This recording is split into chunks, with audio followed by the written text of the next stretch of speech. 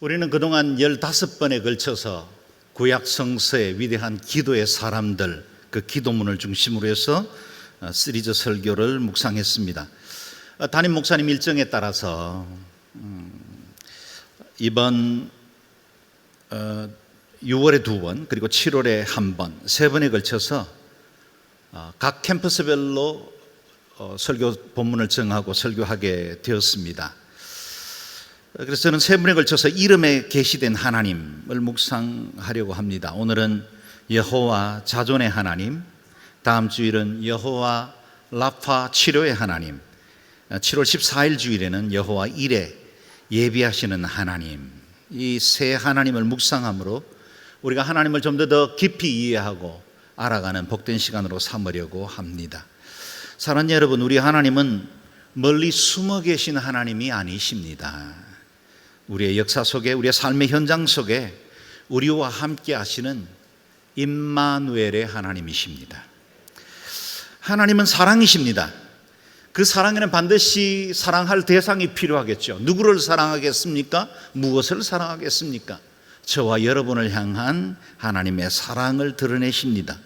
우리 하나님은 능력이 많으신 분이십니다. 그 능력 어디에 쓰시겠습니까? 자기 힘을 과시합니까? 그렇지 않습니다. 저와 여러분을 도우시고 이 땅에 하나님의 뜻 이루어 나가는 일에 쓰십니다. 동시에 우리 하나님은 영원하십니다. 홀로 영원히 계시려고 하십니까? 그렇지 않습니다. 우리에게 영생을 주시고 당신이 지은 천국의 기쁨을 우리도 맛보게 하시기 위해 우리에게도 영원한 생명을 허락하셨습니다. 그래서 그 하나님의 속성을 알아가면 알아갈수록 신비하고 놀랍고 감사하고 위대합니다. 이제 그 하나님을 조금씩 더 알아가 보겠습니다. 오늘 본문을 통해서 우리는 하나님께서 모세에게 어떻게 자신을 계시하셨는지에 관한 말씀을 들었습니다. 배경은 잘 아실 것입니다. 야곱과 70여 명의 가족들이 요셉의 도움을 받고 이집트로 가뭄을 피해 이동한 이후에 고센 땅에서 정착했습니다. 그리고 430년 그 세월이 흘러가는 동안 생육이 심히 중다하고 번성해서 하나의 민족 공동체로 성장하게 되었습니다. 그러나 세월이 흘러가고 요셉을 알지 못하는 바로가 애굽을 통치하면서 이스라엘 백성들은 이집트에 종살이하는 노예로 극심한 노동에 시달려야만 했습니다. 이와 같은 고통 중에 그들은 오랫동안 잊고 지냈던 하나님을 찾기 시작합니다. 하나님께 구원을 요청할 때 하나님은 한 히브리 가정에서 남자 아기를 준비하십니다. 그가 바로 모세입니다. 모세는 태어나자마자 죽음의 위협을 받고 갈대 상자에 담긴 채로 나일강에 띄워져서 정처 없이 떠나보내야 하는 위기 가운데 나아가게 됐습니다. 그러나 하나님의 절묘한 섭리로 바로의 공주가 이 나일강에서 아기를 건졌고 모세는 바로의 궁전에서 40년 동안 성장하면서 애굽 최고의 문화와 학문, 무술을 익힐 수 있었습니다. 모든 것에 자신만만했던 모세는 인간적인 자기 방법으로 동족 히브리인을 도우려고 하다가 원치 않는 살인을 하게 되고 급기야 도망자의 신세로 광야를 떠돌게 됩니다. 그리고 미디안 광야에 정착해서 무명으로 양떼들을 돌보며 잊혀진 시간으로 40년의 시간을 보내고 있었습니다. 평범한 일상이 계속되던 날, 하나님께서 모세가 양을 치던 호렙산으로 친히 찾아오셨습니다. 가시떨기 나무에 불의 모양으로 나타나 모세를 부르십니다. 분명히 나무에 불이 붙은 것 같습니다. 그런데 그 나무가 타지를 않습니다. 세상에 볼 수 있는 불이 아니었던 겁니다. 모세는 이 신비한 광경을 자세히 보려고 가까이 다가갔습니다. 그때 그 불꽃 가운데 하나님의 음성이 들려옵니다. 내가 서 있는 곳은 거룩한 땅이니 내 발에서 신을 벗어라. 얼떨결에 일어난 일이지만 모세는 그 조상 아브라함의 하나님, 이삭의 하나님, 야곱의 하나님이 지금 그를 찾아오셨다는 사실을 깨닫게 되었습니다. 그 불꽃 가운데 하나님은 모세에게 새로운 사명을 주셨고 모세를 도망왔던 그 이집트 왕궁으로 다시 돌아가라 말씀하십니다. 내 백성 이스라엘을 이집트의 광포에서 건져내어 젖과 꿀이 흐르는 약속의 땅으로 이끌라는 사명입니다. 그러나 모세는 이미 40년 동안 무명의 목동 생활을 지내는 동안 자신의 삶의 가치도 능력도 다 상실한 채였습니다. 모세는 하나님의 명령에 바로 순종하지 못했고 다시 여쭙습니다. 제가 도대체 누구라고 바로에게 간다는 말씀이십니까? 제가 이스라엘 백성들을 이집트에서 이끌어낸다는 말씀이십니까? 모세의 이딴 회피, 불신앙에도 하나님은 진노하거나 포기하지 않습니다. 하나님은 다시 모세에게 타이르듯이 확신을 주시고 소명을 심어줍니다. 12절 말씀인데요, 같이 읽어보겠습니다. 시작. 내가 분명히 너와 함께 할 것이다. 내가 이집트에 인도해내고 나면 이 산에서 하나님께 예배할 것인데 이것이 내가 너를 보냈다는 표적이 될 것이다. 아멘. 모세만 보내지 않고 전능하신 하나님이 함께 하시겠다라고 약속하십니다. 모세는 다시 묻습니다. 그것이 오늘 본문입니다. 사람들이 나를 보내시니까 누구냐라고 물을 때 뭐라고 대답해야 할까요? 13절 말씀이죠. 읽어보겠습니다. 모세는 하나님께 제가 이스라엘 백성들에게 가서 너희 조상의 하나님께서 나를 너희에게 보내셨다라고 할 때 그들이 그의 이름이 무엇이냐고 물으면 제가 뭐라고 해야 합니까? 라고 말했습니다. 보십시오. 노예로 찌들린 400여 년의 시간을 보냈습니다. 이스라엘 민족 공동체는 그동안 조상들의 섬겨오던 그 하나님에 대한 기억조차 희미해지고 있었습니다. 하나님이 누군지를 다시 알려줄 필요가 있었던 겁니다. 더구나 당시 사회 노예는 사회생활을 운영할 수 있는 중요한 노동력이었습니다. 개인의 재산이기도 했죠. 국가의 부를 이루는데 아주 중요한 자산이었습니다. 그 노예를 그냥 보내줄 리가 있겠습니까?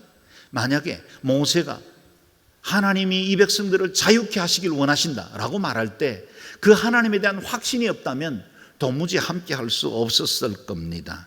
처자들이고 광야길로 나가야 되는 힘든 길이었지요.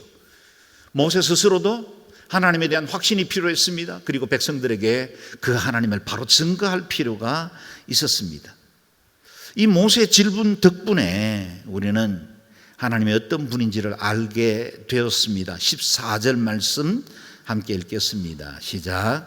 하나님께서 모세에게 말씀하셨습니다. 나는 스스로 있는 자다. 너는 이스라엘 백성들에게 말하여라. 스스로 있는 자가 나를 너희에게 보냈다라고 말이다. 아멘. 하나님의 자기 증거에 주목해 보십시오. 하나님을 누구라고 소개할까요? 모세가 물었을 때 하나님은 당신의 이름을 통해 그 존재와 신성을 드러내셨습니다. 나는 스스로 있는 자다. I am who I am. 나는 곧 나다 라고 소개하십니다. 나는 다른 그 무엇으로부터 비롯된 자가 아니라 스스로 존재하는 자이라고 설명을 하십니다. 우리는 스스로 계시하신 이 이름을 통해 하나님이 어떤 분인지를 알 수 있게 되었습니다. 이름은 그분의 성품을 드러냅니다. 우리는 그 이름으로 영원한 절대자를 만날 수 있게 된 것입니다. 그 때문에 예수님께서 우리에게 가르쳐 주신 주의 기도는 이렇게 시작합니다. 하늘에 계신 우리 아버지. 그 다음에 이어지는 첫 번째 기도 제목이 아버지의 이름을 거룩하게 하시기를 원합니다. 하나님의 이름에 합당한 그 거룩이 돌려지기를 원한다는 고백을 하는 것입니다. 이름이 왜 중요합니까? 우리 하나님은 영이시기 때문에 보이거나 만질 수 있는 분이 아닙니다. 그분이 우리에게 당신을 계시하실 때는 이름으로 당신을 드러내십니다. 하나님의 이름은 그분 자신과 동일시됩니다.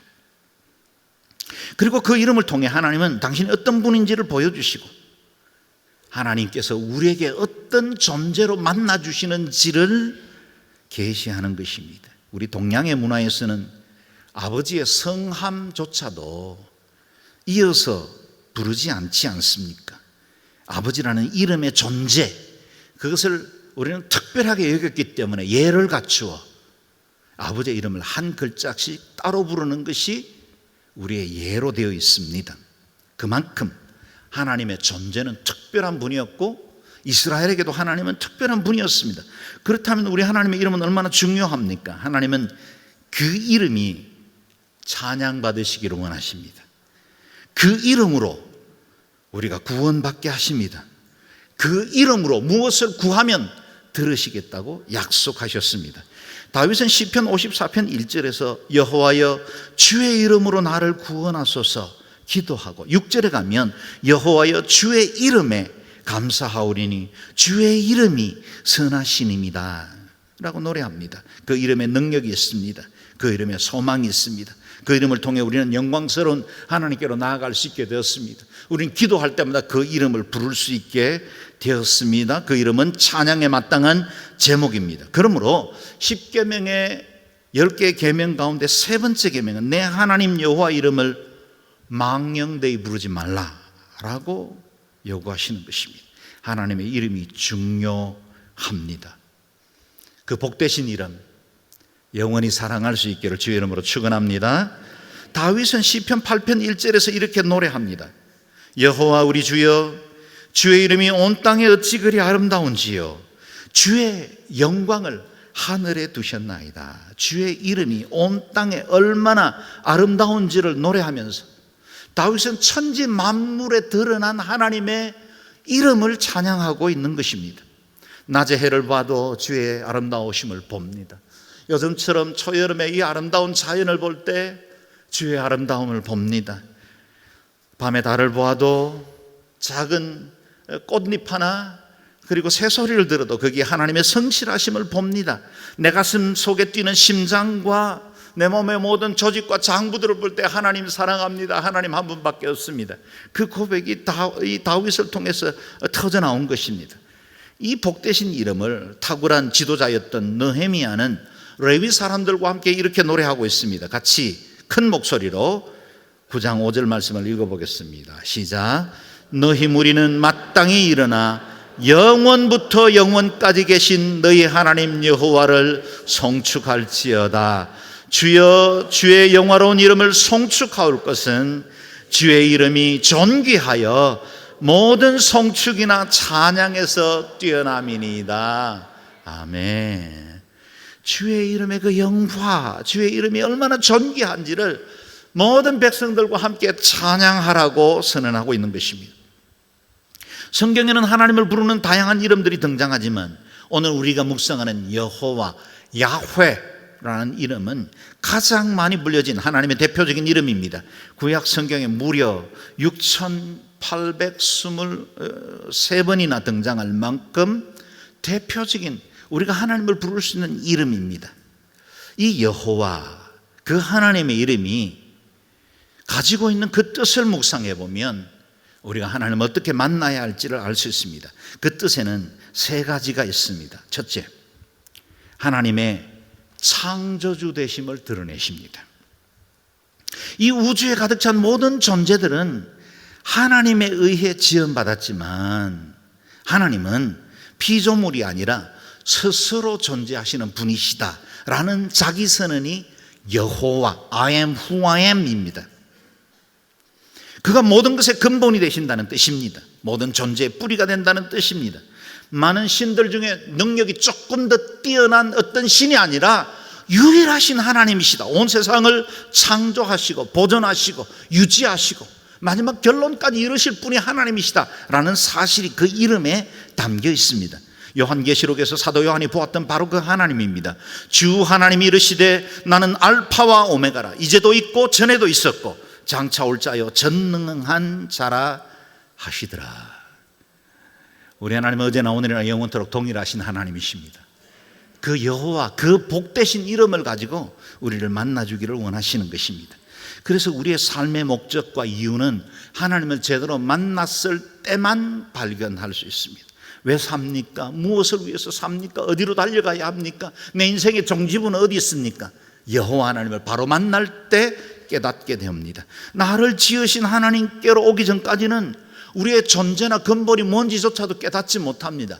사는 여러분, 성경에 이렇게 명백하게 하나님이 온 세상을 지으셨고 인간을 자기의 형상으로 지었다고 선언하고 있는데도 불구하고 사람들은 그것을 받아들이고 싶어 하지 않습니다. 거절합니다. 다른 인간적인 논리와 이성적인 것들을 동원해서 인간의 모습의 본질을 찾아보려고 애썼습니다. 그것의 결론이 진화론입니다.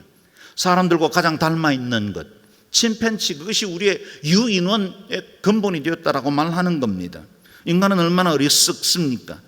하나님께서 분명하게 선언하는 것 거절하고 싶어서 높으신 하나님, 그 지고하신 하나님의 그 형상을 닮았다고 자기 자신을 정의하기보다는 우리는 아베마로부터 진화되어서 여기까지 온 진화의 과정 중에 일부분이다라고 말하는 것입니다. 그것의 일부분의 산물이 오늘날의 동성연애입니다. 적자생존으로 서로 치고받고 싸워도 괜찮은 이유가 있습니다. 살인하고 자기 자신을 죽이고 하는 이 모든 이유는 어디서 비롯되었습니까? 우리의 근본을 하늘에서 찾지 않고 땅에서 찾기 때문이죠. 동물의 연장선상이면 어떻게 살아도 상관없습니다. 그리고 그들이 주로 비유로 들 때 동물 세계를 비유로 듭니다.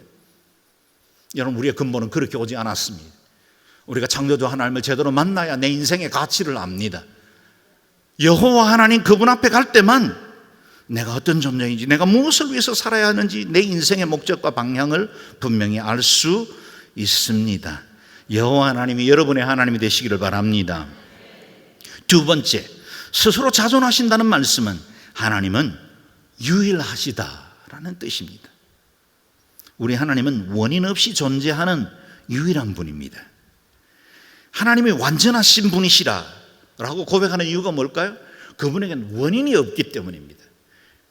저와 여러분은 어머니와 아버지라는 원인에 의해서 태어났습니다. 지금 제가 사용하고 있는 마이크나 여러분 귀에 들려지는 스피커, 그리고 앉아있는 모든 의자는 어느 누군가의 제작에 의해서 만들어진 원인을 갖고 있습니다. 우리 하나님은 원인을 갖지 않는 유일한 존재입니다. 아무리 니체가 신은 죽었다고 외쳐도, 리처드 도킨스가 만들어진 신이라고 그 어떤 논리를 동원해서 역설해도 우리 하나님은 자존하시는 하나님이십니다. 사회학적 결론이 만들어진 것이 신이 아닙니다. 인간의 알량한 이론과 지식에 제한받는 분이 아니시죠. 우리 하나님은 유일한 하나님이십니다. 누구에 의해서 생성된 분이 아니십니다. 그래서 우리가 하나님이라고 부르는 것입니다. 조선 선교를 시작하던 한국에 오신 선교사님들이 하나님을 부를 때 그분의 이름을 하나님이라고 해석한 것, 번역한 것, 얼마나 큰 축복이고 우리 한국교회 복이 되었는지 모릅니다. 우리의 조상들은 하늘님을 섬겼습니다. 전통적으로 다신교적 배경에 있었습니다. 그런데 성경을 번역하고 하나님을 가르칠 때 그 이름, 유일하신 하나님, 그분을 하나님이라 부르게 된 것입니다. 물론 이 하나님의 이름, 개신교에서 부르는 이 하나님이라는 용어는 문법적으로는 정확하지 않다고 비평하는 사람들도 없진 않습니다. 그러나 이 이름은 우리 하나님의 속성을 얼마나 정확하게 표현한 것입니까? 조선의 성경을 번역하던 선교사님들에게 주신 하나님의 영감이라고 저는 분명히 믿습니다. 중국 성경은 하나님을 상제, 샹띠라 부릅니다. 일본에서는 가미사마라고 부르죠. 스페인어권에는 세뇨르이라고 부릅니다. 그런데 이런 이름들은 보편적으로 다 사용하는, 모든 신들에게 동일하게 사용하는 영어입니다. 제가 중남미에 사역을 가서 동네 아이들을 만나면 그 아이들이 제게 세뇨리라고 부릅니다. 그런데 하나님께도 똑같이 기도할 때 세뇨리라고 불러요. 우리 하나님의 전지성과 그 유일성을 드러낼 수 있는 이름이 우리 한국 언어로 하나님이라고 부를 수 있게 된 건 저와 여러분에게 얼마나 큰 자산인지요. 한국교회의 큰 축복 중에 하나임에 틀림이 없습니다. 우리 하나님은 어떤 분이십니까? 하나이신 하나님이십니다. 우리가 잘 아는 신명기 6장에는 이스라엘아 들으라, 우리 하나님 여호와는 오직 하나인 여호와시라고 소개하고 있습니다. 그분은 인류의 역사 속에 구원을 위해 성부, 성자, 성령 세 분의 형태로 우리 가운데 다가오시긴 하셨지만, 지금도 세 분의 형태로 우리 가운데 역사하긴 하시지만 그 세 분은 역시 한 분이신 하나님이십니다. 삼위일체라는 용어는 신비라는 말 외에는 해석할 수 없는 놀라운 연합체를 의미하죠. 고린도전서 8장 말씀에서는 하나님을 이렇게 소개합니다. 5절 6절인데요 같이 읽어보겠습니다. 시작. 비록 하늘에나 땅에나 신이라 칭하는 자가 있어 많은 신과 많은 주가 있으나 그러나 우리에게는 한 하나님 곧 아버지가 계시니 만물이 그에게서 났고 우리도 그를 위하며 또한 주 예수 그리스도께서 계시니 만물이 그로 말미암고 우리도 그로 말미암았느니라. 아멘. 우리에겐 한 하나님 한 주 예수 그리스도가 계십니다. 만물이 그로부터 났고 from him 그로 말미암고 through him 그에게로 돌아감이라 to him 하나님으로 인해서 역사가 시작되었고 하나님으로 인해서 역사는 마무리될 겁니다. 저와 여러분의 인생도 하나님으로부터 시작되었고 우리가 어느 날 이 세상을 마무리하는 그날에 여전히 하나님 앞에 서게 될 것입니다. 그럼 우리가 한 하나님만 믿어야 합니다. 오직 유일하신 구원이신 예수 그리스도 그분만 섬겨야 합니다. 우리 하나님이 한 하나님이라는 뜻은 두 주인을 절대로 섬겨서는 안 된다는 의미이기도 합니다. 우리의 예배는 오직 한 하나님께 드려져야 하고 우리 교회의 머리도 오직 유일하신 그리스도여야 합니다. 우리가 영원히 부를 노래지요. 우리가 영원히 사모하고 섬길 유일하신 분은 누구십니까? 한 분이신 하나님이신 줄로 믿습니다. 아멘. 세 번째, 하나님의 이름 여호와는 우리에게 다가오시는 하나님이란 뜻입니다. 나는 스스로 존재한다 라는 이름 I am who I am을 잘 묵상해 보면 하나님 우리가 이해할 수 있는 방법으로 당신을 계시한다는 뜻입니다. 잘 이해가 안 될 겁니다. 잘 들어보십시오. 여호와 곧 I am who I am 이라는 말은 나는 무엇이다 라는 말입니다. 하나님은 당신의 모습을 어떤 하나의 형상으로 고정시키는 것을 거절하십니다. 하나님은 다른 문화권, 다른 세대, 다른 사람에게 각각 다른 모습으로 당신을 계시하십니다. 모세에게는 떨기에 붙은 불의 모습으로 오십니다. 광야에서는 구름과 불 같은 모습으로 계시하십니다. 이사야에는 하나님의 성전에 가득한 옷자락, 우리가 임내송에 부르는 고백 그대로죠. 충만한 옷자락처럼 성전 가운데 임하시는 그 주님을 표현하고 있습니다. 엘리야에게는 미세한 음성으로 다가오셨지요. 때로는 감람나무로, 때로는 목자로 당신을 계시하십니다. 우주 위에 뛰어난 하나님이시면서 때로는 작은 상자에 불과한 법궤, 그곳을 하나님의 임재의 자리로 삼기도 하십니다. 온 열방을 지으시고 통치하신 그분이 단 6평밖에 되지 않는 성막 그 작은 방 안에 주님의 임재와 영광을 드러내기도 하십니다. 우리가 이해할 수 있는 방법으로 오십니다. 이해할 수 있는 언어로 오셨습니다. 그것이 저와 여러분이 가지고 있는 성경입니다. 여러분, 우리 하나님은 저 구말리 장천에 계신 분이 아니라 우리가 만날 수 있는 모습으로 오셨어요. 그렇습니다. 하나님은 당신 자신의 모습을 고수하지 않으시고 우리가 만나고 싶어하는 그 하나님으로 당신을 계시하십니다. 그래서 빈칸에 무슨 글자를 넣어도 뜻이 통하는 유일한 문장을 썼습니다. I am who I am. 그래서 우리가 어떤 형상이든지 만드는 순간 하나님을 거기 가두는 일이 되기 때문에 하나님 그것을 거절하십니다. 그것은 우상숭배라 말씀하십니다. 우리 하나님은 얼마나 크신 하나님이십니까? 하늘의 하늘들이라도 솔로몬이 고백한 것처럼 하늘의 하늘들이라도 그분을 감당치 못합니다. 그분의 합당한 처소가 될 수 있겠습니까? 모든 우리의 상상력을 다 동원한들 하나님의 모습을 제대로 그려내기나 할 수 있겠습니까? 하나님께서 어디 머물러 계실 수 있겠습니까? 그래서 하나님은 형상이 없습니다. 제한되지 않는 분입니다. 그래서 그 이름을 여호와라고 부르신 것입니다. 그래서 다윗은 시편 18편에서 하나님을 자신이 만나고 싶은 그 하나님 모습 그대로 마음껏 노래하고 있습니다. 우리가 잘 아는 말씀이죠. 1절 2절 같이 읽어보겠습니다. 시작. 나의 힘이 되신 여호와여, 내가 주를 사랑하나이다. 여호와는 나의 반석이시요 나의 요새시요 나를 건지시는 자시요 나의 하나님이시요 나의 피할 바위시요 나의 방패시요 나의 구원의 뿌리시요 나의 산성이시로다. 아멘. 하나님은 나의 하나님입니다. 우리 개인의 하나님으로 다가오셨어요. 위기 중에는 반석이 되십니다. 사람들에게 이게 외면되고 또 공격이 있을 때는 방패가 되십니다. 절망감에 빠져 있을 때 높이 들 수 있는 구원의 뿔이 되십니다. 불안할 때 보호할 산성이 되십니다. 내가 외로울 때 친구가 되시고 미래가 보이지 않을 때 등불이 되십니다. 할렐루야. 우리 하나님은 좋으신 하나님이십니다. 우리에게 꼭 필요한 그 모습 그대로 우리의 삶의 현장 가운데로 다가오시는 분이십니다. 이 일을 완성하러 오신 분이 바로 예수 그리스도십니다. 우리 주님도 이 땅에 계실 때 당신을 여러 모습으로 계시합니다. 특별히 요한복음에는 7번이나 나는 무엇이다 라고 당신을 설명하십니다. 헬라어에는 에고 에이미, 나는 무엇이다 라는 말로 반복해서 계시하십니다. 영어로 하면 I am, 그 다음에 이어지는 말들이겠죠. 나는 무엇이다. I am the way, I am the life, I am the truth, I am the living water, I am the light of the world, I am the bread of life. I am. 나는 무엇이다. 나는 길이요 진리요 생명이다. 나는 세상의 빛이다. 나는 부활이다. 생명이다. 나는 생명의 떡이다. 나는 참 포도주 나무다. 나는 양의 문이다. 나는 선한 목자다. 우리 주님께서 우리에게 다가오실 때 우리의 필요한 그 모든 것들의 모습으로 다가오신다는 사실이에요. 얼마나 좋으신 하나님이십니까? 심지어는 그분이 하늘 영광 버리시고 육체를 입으시고 우리에게 내려오셔서 그분 자신을 계시하셨습니다. 내가 너의 하나님이 되마.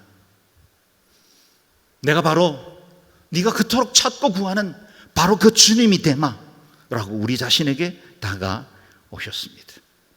오늘 본문 마지막 15절 말씀을 같이 읽어보겠습니다. 시작. 하나님께서 또 모세에게 말씀하셨습니다. 이스라엘 백성들에게 말하여라. 여호와 너희 조상의 하나님 곧 아브라함의 하나님, 이삭의 하나님, 야곱의 하나님이 나를 너희에게 보내셨다라고 말이다. 이것이 내 영원한 이름이요 대대로 기억해야 할 내 이름이다. 아멘. 이것이 내 영원한 이름이요. 여호와 하나님, 영원한 이름이요 대대로 기억해야 할 이름이다. 내 세대만 기억할 이름이 아니라 다음 세대 우리 자녀와 손주들이 늘 기억해야 할 이름이다. 세대와 세대를 따라서 전파되기를 원하십니다. 동일한 우리 시대에 살아가고 있는 모든 민족들과 백성들이 그 하나님을 알기를 원하십니다. 하나님은 아브라함의 하나님, 이삭의 하나님, 야곱의 하나님으로 당신을 계시하고 싶어 하십니다. 혹 여러분 믿음의 가정에서 성장하셨습니까? 부모님의 하나님이 여러분이 하나님이 되시기를 바랍니다. 혹시 여러분 가정에서 여러분이 1세대 처음 예수 믿는 사람들입니까? 여러분 자녀들에게 하나님은 우리 엄마 아빠의 하나님이었다, 그리고 나의 하나님이었다 라고 고백하게 하십시오. 이 땅에서 자녀들에게 줄 수 있는 그 어떤 혜택보다 믿음의 기업을 물려줄 수 있기를 바랍니다. 그것보다 더 영원한 것 없고, 그것보다 더 가치 있는 것 없고, 그것보다 더 긴박한 것이 없습니다. 이를 통해 믿음의 가문이 대대로 여호와 하나님을 섬길 수 있는 가정이 될 수 있기를 바랍니다. 우리 하나님은 스스로 존재하시는 자존의 하나님이십니다. 창조주 하나님이시요 유일한 하나님이시고 그 하나님은 우리 개인에게 다가오시는 하나님이십니다. 하나님을 바로 알고 바로 섬길 수 있기를 바랍니다. 종교개혁의 깃발을 높이던 루터는 외칩니다. Let God be God. 하나님이 하나님 되게 하라. 우리 하나님 어떤 분이십니까? 여러분에게 하나님은 어떤 분이십니까? 여호와 하나님, 그 하나님이 하나님 되게 하실 수 있기를 주의 이름으로 축원합니다. 아멘. 기도하겠습니다. 기도할 때 이 시간에 통성으로 기도하며 하나님 여호와 하나님 한 분만 경외하고 섬길 수 있게 도와주십시오. 에고에이미, 우리에게 생명의 빛으로 부활이요 생명이고 생명의 떡으로 선한 목자로 오신 그 주님 한 분만 경외하게 해 주십시오. 그 자존하신 하나님이 하나님 되게 할 수 있도록 창조주 하나님 앞에 온전히 순종하고 따르는 저희들 되게 도와주십시오. 저희 가정이 그와 같기를 원합니다. 우리 자녀들이 손주들이 그와 같이 되기를 원합니다. 이 나라의 민족, 이 백성들이 하나님 경외하는 백성들 되게 하여 주옵소서. 통성으로 주의 이름으로 기도하겠습니다.